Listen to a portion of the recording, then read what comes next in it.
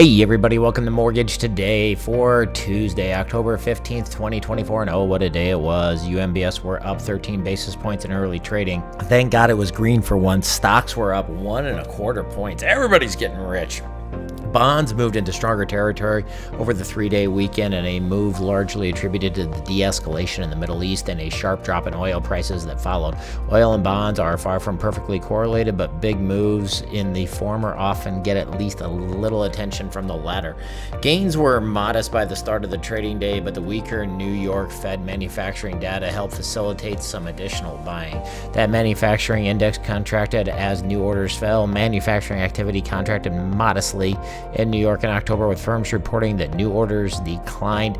Despite this contraction, the employment expanded for the first time in a year, though by a small degree, and optimism about the outlook grew strongly.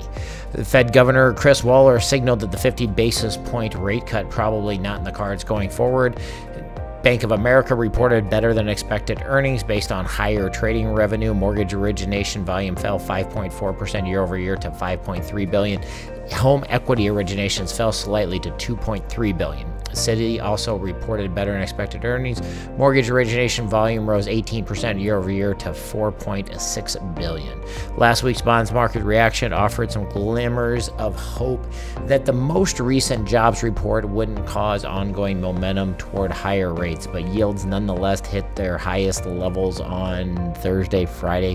Today is a victory in that context as bonds moved back into the lower half of last week's trading range, all without any major market movers in play. To be fair, the New York Fed Manufacturing Index, it was a market mover, and it did help set a rate-friendly tone out the gate.